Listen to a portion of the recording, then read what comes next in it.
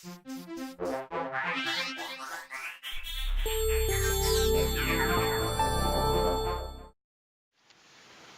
하나님의 말씀 요한계시록 2장 8절에서 11절까지 말씀입니다. 찾으신 줄 알고 우리 함께 봉독에 올리겠습니다. 요한계시록 2장 8절에서 11절까지 말씀입니다. 스무나 교회의 사자에게 편지하기를 처음이요 나중이요 죽었다가 살아나신 이가 가라사대 내가 내 환난과 궁핍을 아노니 실상은 내가 부요한 자니라. 자칭 유대인이라 하는 자들이 회방도 아노니 실상은 유대인이 아니요 사탄의 회라. 내가 장차 받을 고난을 두려워 말라. 볼지어다 마귀가 장차 너희 가운데서 몇 사람을 옥에 던져 시험을 받게 하리니 너희가 10일 동안 환난을 받으리라. 내가 죽도록 충성하라. 그리하면 내가 생명의 멸류관을 내게 주리라. 아멘.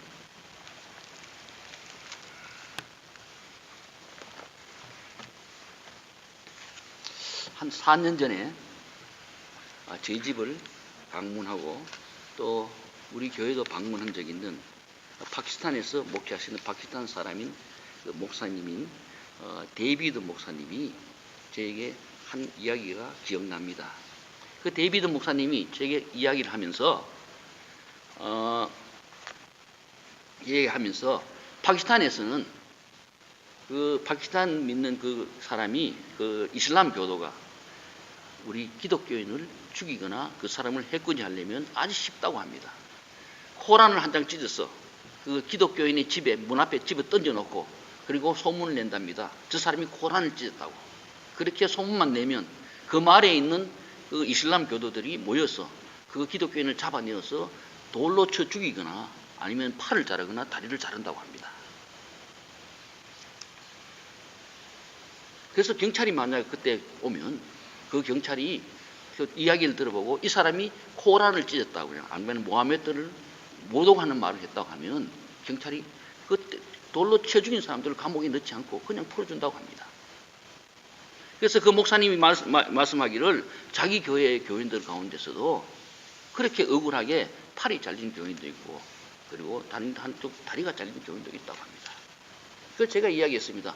그러면 경찰에 신고하고 나라에 그걸 호소를 해야지요 하니까 그 목사님이 웃으시면서 그렇게 이야기했습니다.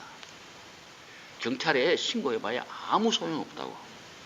그 사람을 때려 죽인 사람이나 팔을 자른 사람들이 경찰에 잡혀가봐야 금방 풀려 나온다고. 그리고 그 신고한 사람만 오라 가라고 하면서 예를 먹여서 도로 귀찮고 도로 손해를 본다고 그렇게 이야기했습니다. 이렇게 파키스탄뿐만 아니라 이란, 이라크, 아프가니스탄, 예멘, 사우디아라비아 등 이 중동의 국가들에서 우리 예수 믿는 사람들은 예수 믿는다는 그 이유 하나 때문에 목베임도 당하고 팔도 잘리고 다리도 잘리고 돌에 맞아 죽고 합니다. 중동의 국가뿐만 아닙니다. 예수 믿는다는 그 이유 하나 때문에 감옥에 가고 몇십 미터의 지하 경도에서 햇빛 한번 보지 못하고 구부린 허리를 펴지도 못하고 평생을 그 속에 살다가 죽어가는 북한의 신자들도 있습니다. 예수 믿는다 하는 그 하나님 이유 때문에 기름 벌벌 끓는 기름 솥에 집어 던져지는 그런 신자도 북한에 있습니다. 북한뿐만 아닙니다. 거기보다는 훨씬 덜 하겠지만 중국에서 삼자교회 정부에서 컨트롤하는 삼자교회 교인들은 모르지만 지하교회 교인들, 가정교회 교인들은 그들이 핍박만 하려고 하면 얼마든지 핍박합니다.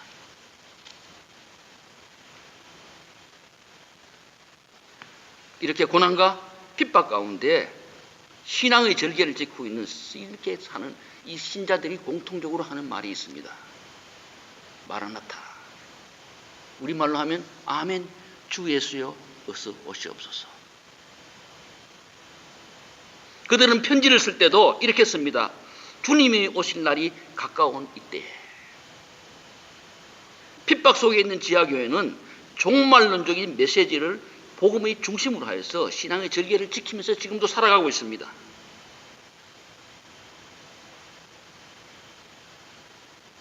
요한계시록은 소아시아에 있는 7교회에 보내는 종말론적인 메시지입니다. 그러나 이 7교회는 그 당시 그 시대뿐만 아니라 시대를 초월한 이 세상의 모든 교회제의 대표적인 교회들이라고 말할 수 있습니다.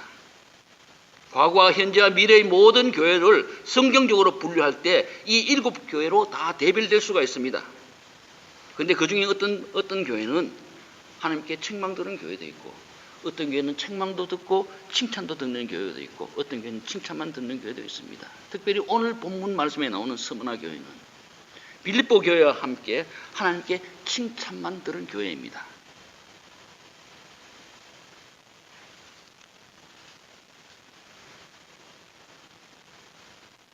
스무나 교회는 가장 모범적이고 하나님 앞에 최선을 다한 교회였습니다. 그 당시 스무나는 소아시아에서 에베소 다음으로 큰 도시였습니다. 오늘날도 소아시아와 에게 주변의 지역에서 가장 활발한 상업을 하는 상업 도시로서 요즘은 이름이 바뀌어서 이즈미르라는 도시로 이름이 바뀌었습니다. 인구가 약 250만에서 300만이 되는 우리 터키에서는 이스탄불과 그 다음에 앙카라 다음으로 세 번째로 큰 항구 도시라고 합니다. 요한계시록을 쓸 당시 스무나 교회는 환난과 핍박 가운데 있었습니다.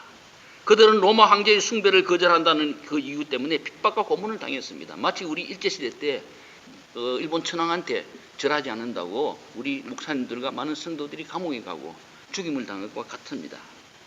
그들은 끌려가서 매맞고 예수님 이름을 부르다가 죽었습니다. 그들은 그들의 사회적 지위가 어떻든지 그 지위를 박탈당했습니다. 그들은 돈이 많든지 적든지 그들의 재산을 다 몰수당했습니다. 그들은 그들이 사는 곳에서 쫓겨났습니다. 그들은 예수님 때문에 재산을 빼앗겨야 했고, 예수님 때문에 사회적 지위를 박탈당해야 했고, 끌려가서 매맞고 예수님 때문에 감옥에 갇히고 죽어야 했습니다. 그것도 일시적인 핍박이 아니었습니다. 100년, 200년 계속되는 고난의 연속이었습니다. 스무나 교회의 성도들은 이러한 환난 가운데서 예수 그리스도를 믿고 믿음을 지켜나가고 있었습니다. 그들은 이런 견디기 어려운 시험을 견뎌내야 했습니다. 세상 사람들은 눈을 볼 때 예수 믿고 축복받고 예수 믿고 잘 사는 것이 아니라 예수님을 믿기 때문에 가난해야 했고, 예수님을 믿기 때문에 매맞아야 했고, 예수님을 믿기 때문에 쫓겨나야 했고, 예수님을 믿기 때문에 감옥 가고 죽어야 했습니다. 이것이 그 당시 스무나 교회의 상황이었습니다. 예나 지금이나 잘못이 없이 고통당하는 사람한테는 공통적인 한 가지 소원이 있습니다. 내가 지금 고통당하고 내가 지금 감옥에 가고 있지만은, 그러나 이 내가 고통당하는 것이 정의로운 고통이라는 것을 누가 알아주었으면 하는 것입니다.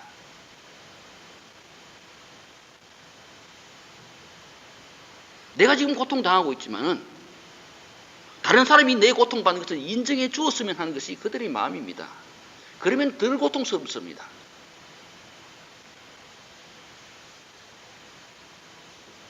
그러나 아무도 알아주지 않는 고통, 아무도 동정해 주지 않는 고통, 그 고통은 더 심한 고통이 됩니다. 2차 대전 때, 옛날 2차 대전 때 미국 유니온 신학교에서 연구하고 있던 반 해퍼 목사님은 미국의 수많은 신학자들이 그냥 히틀러 정권이 있는 독일로 돌아가지 말라는 만류를 물리치고 독일로 돌아옵니다. 그리고 히틀러를 대항해서 싸우다가 그는 감옥에 가고, 그는 감옥에서 2차 대전이 끝나기 바로 일주일 전에 그 당시 친위대장이던 히물리에 의해서 사형당했습니다. 그는 예수님 십자가에 대해서 이렇게 이야기했습니다.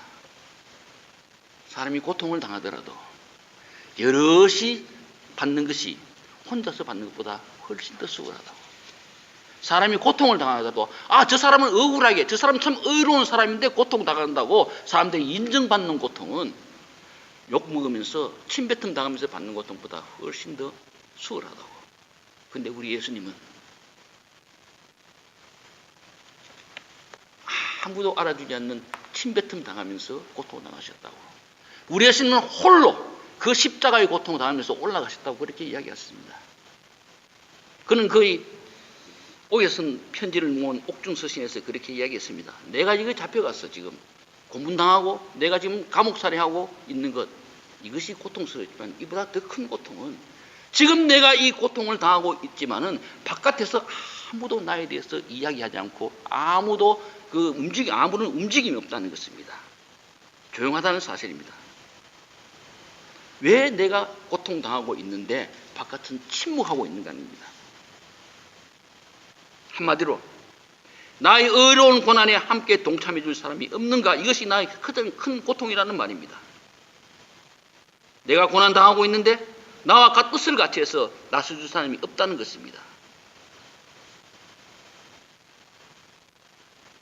오늘 본문에 말씀대로 스무나 교회는 고통과 환난과 궁핍이 있을 뿐만 아니라 그는 욕도 먹고 있었습니다. 자칭 유대인을 하는 사람들이 회방 놓고 있었습니다. 그들을 비판하는 이방인들과 함께해서 그들을 더한 공기로 몰아넣고 그들에게 고통을 주고 있었습니다.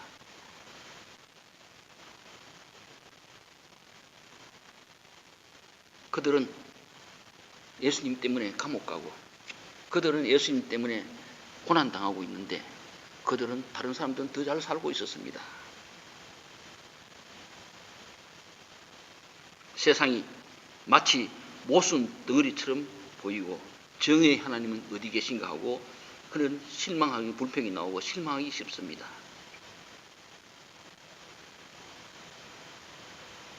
이런 환경 가운데서도 스무나 교회의 교인들은 하나님 앞에 자신들의 믿음을 지켰고 환경을 이겼습니다. 이런 믿음의 성도들에게 오늘 우리 주님은 오늘 본 말씀에 가장 큰 위로의 말씀을 줍니다. 내가 너의 환난과 궁핍을 아노니 실상은 내가 부유한 자니라. 내가 너의 지금 실상을 안다는 것입니다. 내가 너의 고난도 알고 너의 궁핍도 알고 너의 진실한 행위도 알고 너의 대적이 누구인지도 알고 너의 충성도 알고 있다는 것입니다. 그리고 말씀하십니다. 너가 다른 사람이 너가 너를 볼 때는 내 있는 것 다 빼앗기고 육체적으로 고난당하고 핍박 가운데 있으나 내가 볼 때는 너는 부유한 자라. 조금 전에 말씀드렸듯이 비록 고난 가운데 있더라도 다른 사람들에게 옳은 일을 위해서 고난당한다고 그렇게 인정받으면 그 고난이 덜 괴롭습니다. 내가 비록 고난당하고 있더라도 다른 사람들이 저 사람은 괜찮은 사람이라고 그렇게 인정해주면 저 사람 억울하다고 인정해주면 덜 괴롭습니다. 그러나 모든 사람들이 욕하고 모든 사람들이 핍박할 때 그 고난은 더한 고난입니다. 세상 사람들은 그들을 알아주지 않았습니다. 그러나 누가 알아줍니까? 하나님이 알고 계신다고 합니다. 예수님이 알고 계신다고 합니다. 내가 내 실상을 안다고 합니다. 내가 너의 충성도 알고 있다고 합니다. 내가 너의 사랑도 안다고 합니다. 너의 인내도 안다고 합니다. 너의 고통도 내가 알고 있다고 합니다.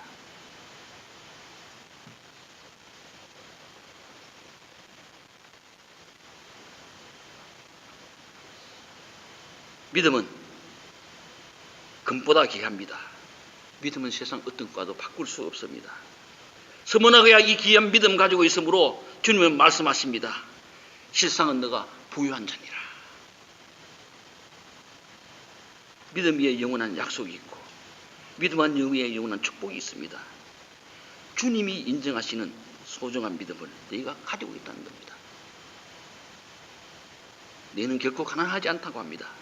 너희는 결코 불행하지 않다고 합니다. 하나님 앞에서 너는 부자라고 이야기합니다. 스무나 교회는 육신적인 고난과 핍박과 가난이 그단에 있으나 그들은 하나님 앞에서 부한 자였습니다. 스무나 교회는 다른 사람 보기에 너무나 불쌍하게 보이는 사람들이었으나 그들은 영적으로 강건했고 영적으로 부한 자였습니다. 이 스무나 교회의 감독 중에서 사도 요한의 제자인 폴리갑이라는 감독이 있었습니다. 이 폴리갑은 86세까지 스무나 교회 감독으로 봉사한 분입니다. 훌륭한 인격을 소유하였기에 그는 믿는 신자뿐 아니라 믿지 않는 불신자들에게도 존경받는 사람이었습니다. 그러나 로마의 마르쿠스 아우렐리우스 황제의 박해 때 황제의 핍박의 칼날은 그에게도 예외 없이 닥쳤습니다. 그는 잡혔고 그는 감옥에 갔고 화형당할 위기에 화형당하게 되었습니다. 그때 화형을 집행하는 관리는 폴리갑을 너무나 잘 알았기에 폴리갑을 죽일 수 없어 이렇게 말했습니다. 감독이여, 나는 당신이 이렇게 죽는 것을 원하지 않습니다. 당신이 지금 이 자리에서 예수님 믿지 않겠다고 한마디만 하고 하면 나는 당신을 풀어주겠습니다. 그리고 당신은 다른 지방에 가서 예수 믿으십시오. 그때 폴리갑이 이렇게 대답했다고 합니다. 내가 86살까지 살았습니다. 이 86년까지 사는 동안에 우리 주님 날 한 번도 배반한 적 없었는데 내가 어떻게 이 86세 된 이 늙은 몸 살라고 하나님 배반하겠습니까? 우리 주님 어떻게 배반하겠습니까? 그리고 그가 걸어서 그 장작등, 화형당하는 장작등 위로 올라갔습니다. 그리고 기도하고 죽었습니다. 하나님, 나 같은 것을 순교자의 반일에 씌워주심을 감사합니다. 나 같은 것을 통해서 주님의 고난에 참여하게 해주심을 감사합니다. 오늘은 주님의 고난에 내가 참여하는 날입니다. 하나님, 영광 받아 주시옵소서. 그리고 그는 불에 타 죽었습니다.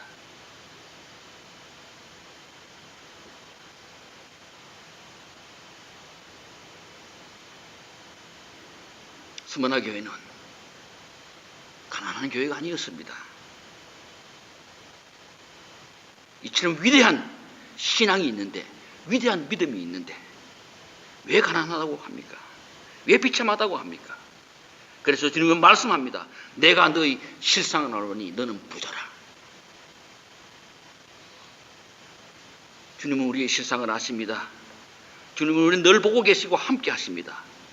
우리가 사망의 음침한 골짜기에 다닐지라도 주님은 그곳에도 함께 계시면서 우리의 형편을 알고 계십니다. 제가 우리 딸 유니스의 방에 들어갔다가 유니스의 책상 위에 있는 책을 한 권 보았습니다. 그 책 제목이 The God Who is There이라는 책입니다. 우리 전도사님께서 우리 가르칠 때 보니까 그 책을 사용하는 걸 제가 봤습니다. 하나님은 어디든지 계십니다. 우리가 있는 곳에 어디든지 하나님은 함께 계십니다.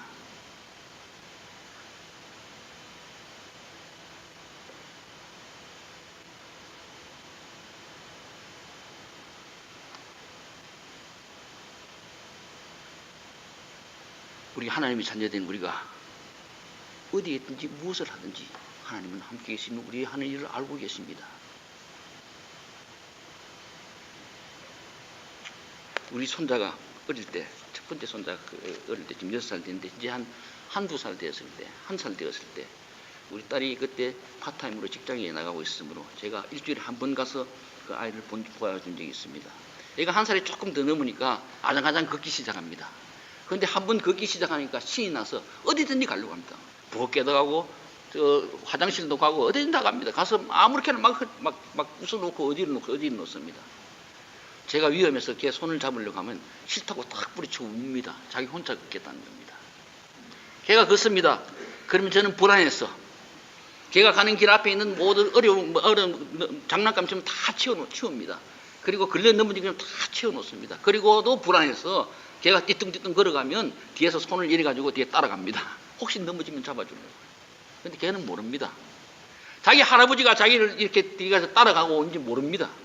걔는 자기가 혼자 잘 걷는, 우리는 모르고 혼자 걷고 있지만 그건 느끼지만 우리 하나님의 손길은 우리를 언제나 붙들고 계십니다. 우리가 넘어지면 잡아주려고 언제나 우리 옆에 이래가지고 따라오고 계십니다.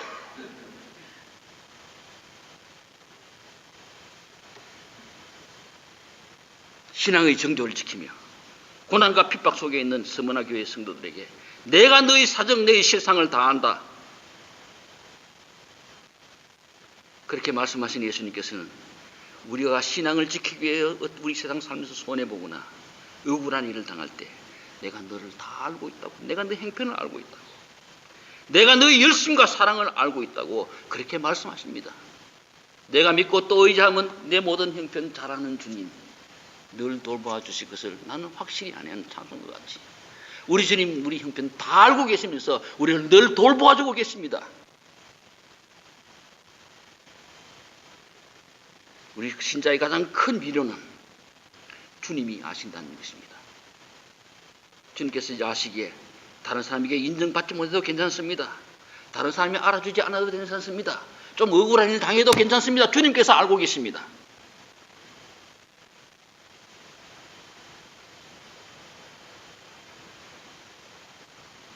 주님께서 우리에게 알고 계시는 이 사실 하나만으로도 우리는 용기를 낼 수 있습니다. 우리는 기쁩니다.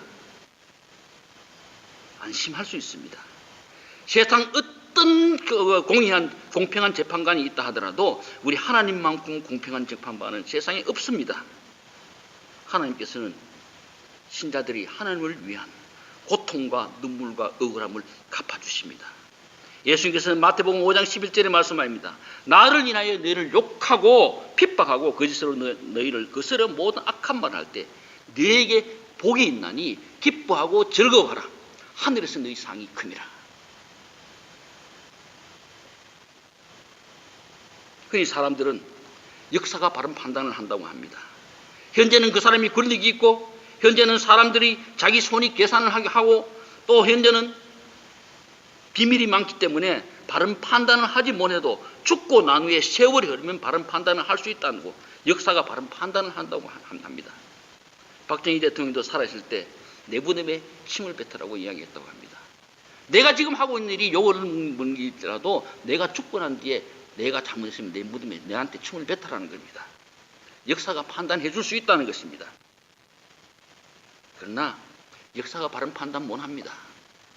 역사 왜곡됩니다. 역사가 바뀝니다. 역사가 수정됩니다. 우리가 중고등학교 다닐 때 배우던 역사 교과서와 지금 한국에서 중고등학교 학생들이 배우는 역사 교과서는 완전히 다릅니다. 내용이. 저는 어느 것이 옳다고 지금 정치적인 이야기를 하려고 하는 것이 아닙니다. 역사는 변한다는, 역사를 보는 사람에 따라서 그 시대에 따라서 역사를 마음대로 왜곡시킨다는 겁니다. 그러나 가장 정확하고 진실한 판단은 하나님께서 하십니다.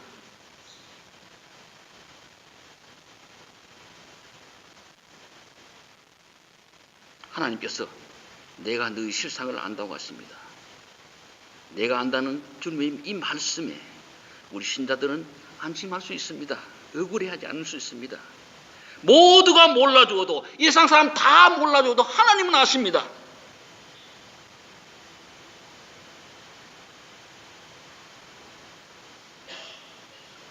주님이 아시기에 기쁘고 주님이 아시기에 위로받고 용기를 얻습니다. 그래서 주님은 스무나 교회에 말씀하십니다. 너는 부유한 자라. 비록 환난과 궁핍 가운데 있었지만 주님을 위해서 받는 환난과 궁핍이었기에 스무나 교회는 모든 것을 아시는 주님 앞에서 부유한 자였습니다. 하늘에서 내 상이 큼이라고 말씀하십니다. 스무나 교회는 결코 가난한 교회가 아니었습니다. 결코 초라한 교회가 아니었습니다. 주님이 이해하시기에 어떤 환난이 와도 어떤 오해가 와도 두려워하지 않습니다. 다른 사람이 몰라줘도 관계없습니다. 세상 사람 몰라줘도 관계없습니다. 세상 사람이 어떻게 평가하든 관계없습니다. 주님의 평가가 가장 중요한 겁니다. 신앙의 정조를 지키기 위해 핍박받고 궁핍에 처한 스무나 교회의 주님은 내가 너희 실상을 안다고 너는 부유한 자라고 위로의 말씀을 주시면서 마지막으로 내가 죽도록 충성하라. 그리하면 생명의 멸관을 내게 주리라고 말씀합니다. 여기서 죽도록 충성하라는 말씀은 두 가지로 해석이 됩니다. 첫 번째는 죽음에 이르기까지도 충성하라는 말씀입니다. 내가 지금 경제적인 손해를 보고 내가 명예가 깎이고 내가 지금 내 얼굴이 깎이고 이런 것들에 신경 쓰지 말고 죽음에 이를 때까지 충성하라는 겁니다. 그리고 두 번째는 내가 마지막 숨을 몰아쉬는 그 순간까지 충성하라는 겁니다. 저는 이 두 번째 해석을 여기에 적용시키고 싶습니다. 왜냐하면 스무나 교회는 지금 첫 번째 충성하라는 죽음에 이르기까지 그들은 충성하고 있었습니다. 그들은 그들의 재산이 다 빼앗겨도 그들은 충성했고, 그들은 감옥에 가서도 충성했고, 그들은 매 맞으면서도 충성했고, 그들은 침뱉음 받으면서도 충성했습니다. 이 충성 변하지 말고 이제 내 마지막 숨이 쉬는 그 순간까지 이 충성 지켜나가라는 것입니다.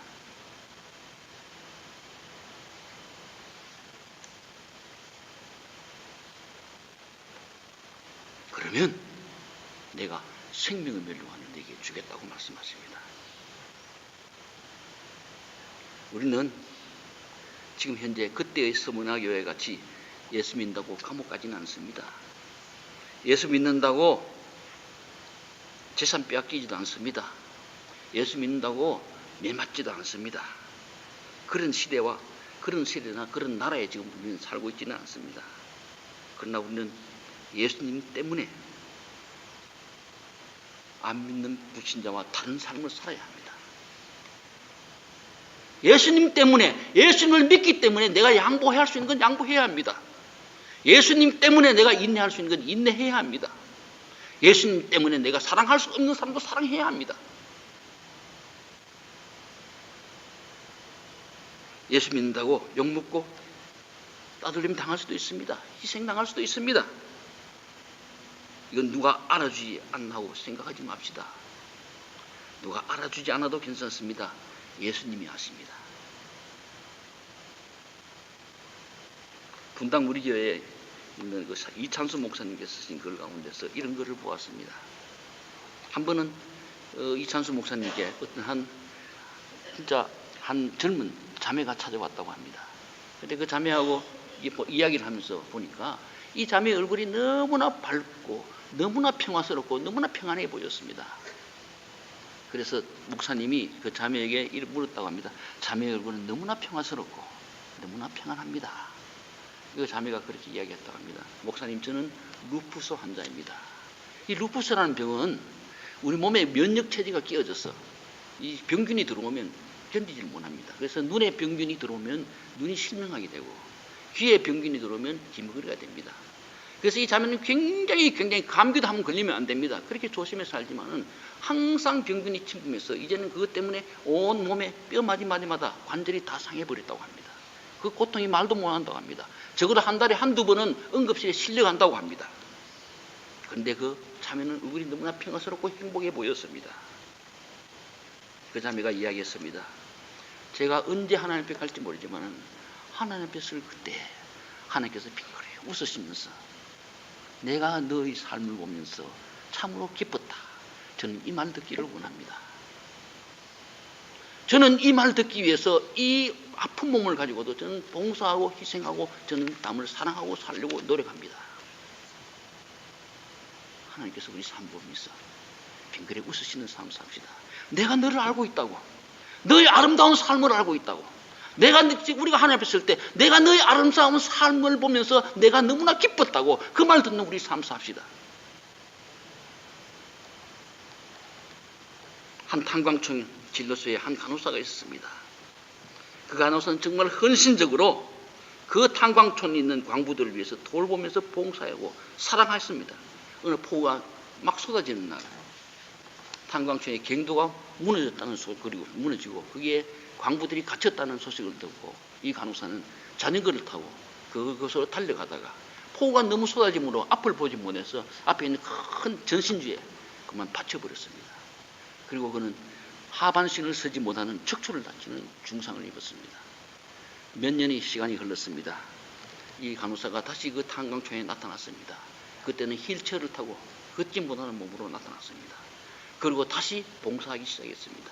그 불편한 몸을 가지고 전보다 더 사랑을 하고 더 헌신하면서 봉사했습니다. 이제 세월이 흘러서 이 간호사가 이제는 은퇴할 나이가 되어서 은퇴할 때가 되었습니다. 많은 사람들이 물었습니다. 당신은 어떻게 그 불편한 몸을 가지고 당신은 어떻게 그렇게 헌신적으로 봉사할 수 있느냐고 어떻게 이렇게 사랑을 가지고 살 수 있었느냐고 이 간호사가 웃으면서 이야기했습니다. 하나님께서 아십니다. 하나님께서 이 대삶을 보고 이것을 인정해 주시면 나는 10번이라도 이런 삶을 살겠습니다.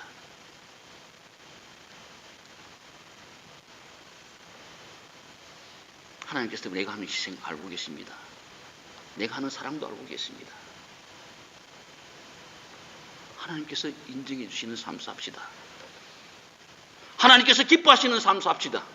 세상 사람 몰라줘도 괜찮습니다. 세상 사람 안 봐도 괜찮습니다. 하나님께서 보고 계십니다. 우리 이 삶 삽시다. 이 삶 살면서 살다가 주님 앞에 가는 날 내가 너희 삶을 보고 내가 기뻤다고, 내가 너희 삶을 볼 때마다 내가 빙그레 웃었다고 하는 그 말씀 듣는 우리 모두가 되시기를 주님 이름으로 축원합니다. 다 함께 기도드리겠습니다. 아버지 하나님 감사합니다. 우리는 너무나 세상 보고 살았습니다.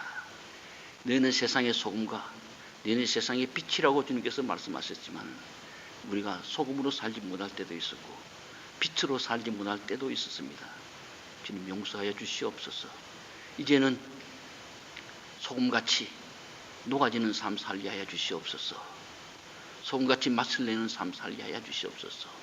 변화시키는 삶 살게 하여 주시옵소서. 세상 사람 보지 아니하고 아버지 하나님 앞에서 우리 자신을 세워놓고 주님께서 기뻐하시는 귀한 삶 사는 우리들 되게 하여 주시옵소서. 그래서 우리 모든 성도들 함께 손잡고 천국 갈 때 주님께 칭찬 듣는 우리 모두가 되게 하여 주시옵기를 간절히 간구하고 감사하며 우리 주 예수 그리스도 이름으로 기도드리옵니다.